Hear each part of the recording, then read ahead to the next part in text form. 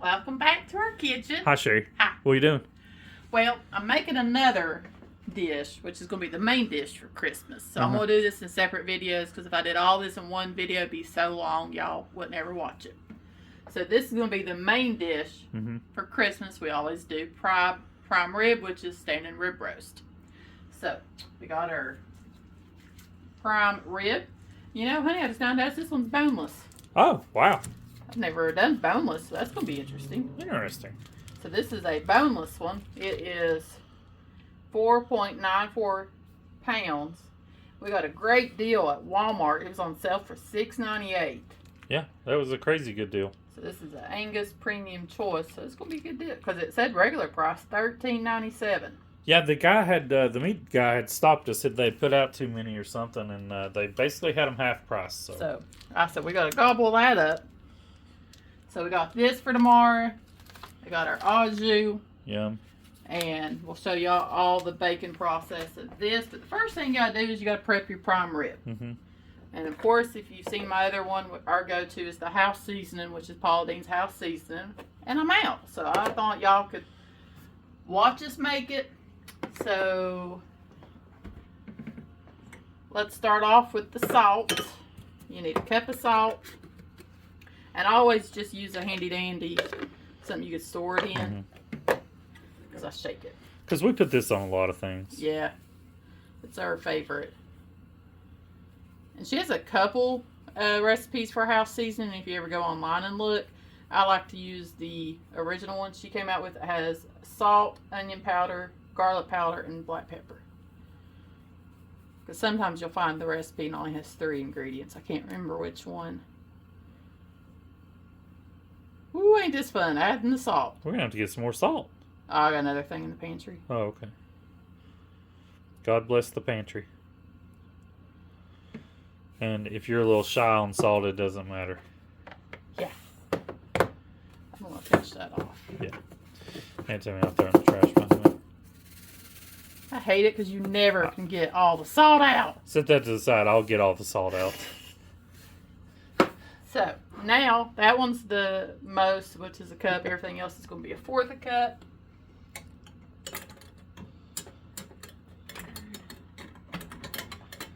You think I'd be prepared? She was not in the Boy Scouts. Apparently. Alright, so now we're going to do the onion powder. So that's a 1/4? Yeah, 1/4 cup, yeah. 1/4. Pretty good there? Pretty good. Now you gotta do the black pepper. Why do they do that to you? You want me to open it? Aha! Woo! He came out fast. He was ready. Woof. I smell that over here. Yeah, this will definitely have you sneezing by the time you get finished. A little stout. That's why I keep this. Takes your breath away. Good job. Whoops. Shoot. And I just cleaned my counters. I was hoping they would finish that off. Did we do garlic? We did onion. So now we got to do. A little stout. This garlic will tone it down. And if you don't like, you know, one of these, you can leave the ingredient out. But like all mixed together, I don't think you'd single out one or the other. Woof. Shoo. Still stout. This is why I use this container. And then you just shake it to mix it all together.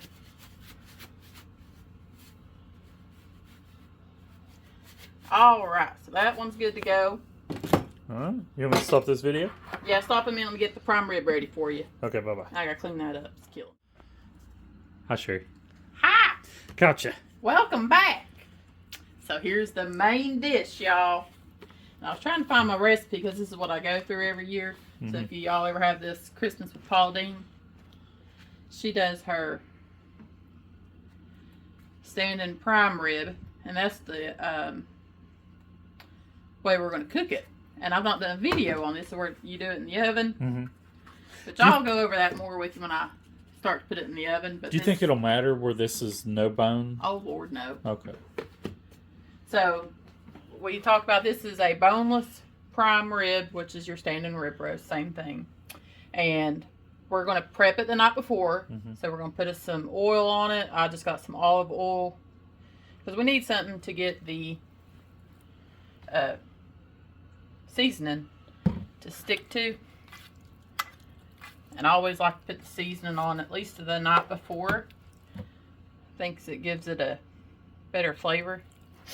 I think I could have picked a smaller dish. It's pretty tight, ain't it? Yeah. I think I need to upgrade it.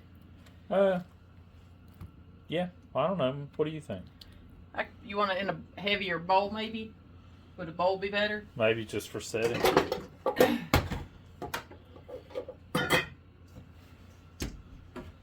All right, plan B. Plan B. It might be easier to put the seasoning on in a bowl. Yeah. Ooh.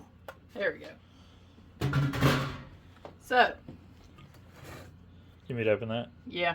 Now I've got my hands all oily, and you want to make sure you put oil on all sides. It's gonna be a good one. There you go. And go heavy. And you're going to be like, oh my goodness, that's a lot of seasoning. Well, some of it will cook off, and fall off. And yeah, but we've learned, we fixed it light seasoning and heavy seasoning, but you want to go heavy. Because it's going to be a crust and the whole thing. Yeah, crust, that's the word. You're not going to be eating solid crust. And if you're like, I don't want all that seasoning, give the outside piece to somebody that likes the. Seems like you like the crust, like my dad would want the crust. I like it, but just saying. Sure. This is why we decided to go with the bigger dish, and you want it on all sides. Even if you had the bone, season the bone. Because I guarantee you somebody's going to eat that bone. Somebody will. Oh, I normally do, but I don't think we got this side, did we? Just barely. You can see where they cut the bones off here. I can see that. And that's going to be more meat because that means you ain't paying for a bone when they weighed it. Yeah, that's crazy. I mean, we couldn't pass the deal up. So, I don't know why I even wiped down my camera. Let's put it right beside there. Alright, so this is the roast with your seasoning, your oil. Now we're going to keep this in the refrigerator. I'm not going to cover it or anything. You just want it to kind of dry out a little bit. That's going to be, what, 24 hours basically? Basically. And then about an hour or two before I'm ready to eat, you want to pull that out of the refrigerator. Take it out of this because this is going to be freeze. Oh, you mean before you're going to cook it? Yeah, before you're going to cook it. Take it out of the refrigerator. I always take mine out of this bowl because my dad told me, that bowl's still cold. So I take it out, put it on a plate or something so that you can get it room temperature before you put this in the oven. And then tomorrow I'll talk about how we're going to fix this in the oven. It's so easy, foolproof. You're going to love it. So stay tuned. All right, bye-bye. Hi, Sherry. Hi. What are you doing? I am getting ready to put this baby in the oven. All right, I can't wait. So it's been sitting like 24 hours. Yeah, in the refrigerator with the seasoning on it for about 24 hours now. He set it out of the refrigerator. I say it's been sitting, getting room temperature for about 2 hours now. Yeah. So we're going to put this in a 500-degree oven. Okay. And we're going to probably put it in there for about 45 minutes. And then you're going to turn your oven off, but leave it closed. We're not going to open the door. You're not going to peek on it. This is just something you got to trust it. And we're going to leave it in there for about 2 hours. And then we're going to pull it and put the thermometer in there and see what our temperature is. We're wanting about 120 to 125, somewhere in there. Because we want it rare. Yes, we want ours rare. This is a very expensive piece of meat. And you do not want to overcook this. You do want to serve it medium rare to rare. Anything above that, if you want something well done, I would recommend maybe a turkey or a ham. Because you're going to get the most flavor and tender So let's see. We've had a cat meow. We've had horns honking, and now we've had the clock go off. That's fun times, ain't it? Oh man, that's pretty good. But so tell me how you came up with the time frame, or are you going to put that in the instructions? I'll put it in the instructions. The one that I'm going to go by, he said 5 minutes per pound. And this is how many pounds? This is 5 pounds, so it's like 25 minutes. But last time I did this, I went a little heavier on the minutes because that's going to be your only heat. So I just went ahead to, last time I think I did, it was a 3-pounder, and I did 30 minutes. And then did it the 2 hours, and we got it out, and it was still a little more done than I wanted. Okay. So this one, with it being a bigger roast, no bones, because those bones do help them cook. So we don't have a bone. So I'm going to do 30 to 45 minutes and then turn it off and let it sit, because I do want to come out medium rare to rare. Okay. And we will show everybody the steps along the way. But like I said, this is a foolproof. Many cooks, chefs have recommended the same pattern, so you can also see other methods of this foolproof cooking. Now, do you need me to put that in the oven? No, I can do it. Okay. But this is it. It's all you gotta do is, like I said, leave it. We let it get room temperature for a couple hours. That is important. You do want to let it get room temperature, at least an hour.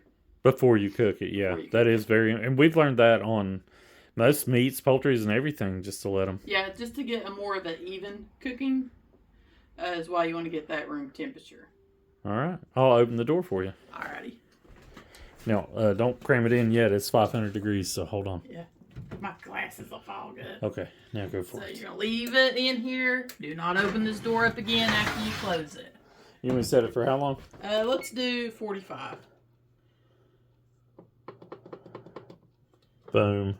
And then you're going to, once this timer goes off, again, you turn your oven off. You do not open it. You do not peek in it. You'll set a timer for 2 hours.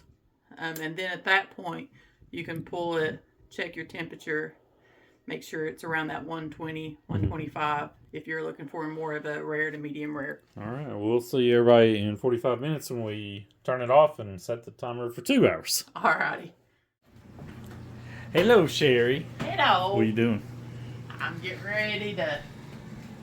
Now, wait a minute. When this goes off, we don't look at it, right? We just turn it I'm off? getting this water from that back of that oven there. Okay. So this is the end of that, what'd you say, 45 minutes? Yeah. So now we're going to, turn the oven off. Yep. Now we're setting the timer for 2 hours. Yep. And you're not opening your oven whatsoever. 2 hours, start the timer. And you're still not opening the oven. And we'll see them at the end of the 2 hours. I do want to say, though, you need to make sure that you plan your meal out, because, this is tying up your oven. Yes. So either you have, like I have an extra oven that I can use to fix the And we side also have a dishes. Nesco roaster oven if need be. Yeah. But we're going to just do like baked potatoes and a salad with it. So, you do want to have either another oven to cook your sides in, or you want to plan, you're going to have to cook after this comes out and then possibly reheat the prime That rib. is a good point. It does tie the oven up for several hours. So the first time I did this, and I was like, oh no, because I had like sweet potato casserole And we didn't on have these sides, and I didn't have another oven to use. So that kind of was like, oh wait, now I have a prime rib sitting getting cold. Gonna have to reheat it. So you do want to think everything out when you're cooking this in the oven. But we'll check back in a couple hours. Indeed. All right. Hello, Sherry. Hello. What are we doing? We are going to check on the prime rib. The 2 hours is up. We have not peeked on it. The 2 hours of resting. Oh my. Certainly looks good. So we do want to check the temperature on it. Just make sure we're around that 120 range. Of course, this is boneless, so don't have to worry about hitting the bone. So we're well past it. We're at 150. All right. So we're going to put some foil over this and let it rest for about 10 minutes or so. and then we're going to cut it and eat. Ooh, sounds good. So I hope y'all like this video. All right. Bye-bye. What you doing? Oh, I'm cutting this prime rib. Look at this. Oh, man. That's going to be good. That looks delicious. And that's why you cook it this way, folks. Yep. Get that perfect prime rib. Well, I'm going to start putting this on a plate and eat. And, let us know if you try this and how it turned out. All right. Merry Christmas, and make sure to like, comment, and subscribe. Bye-bye. Bye.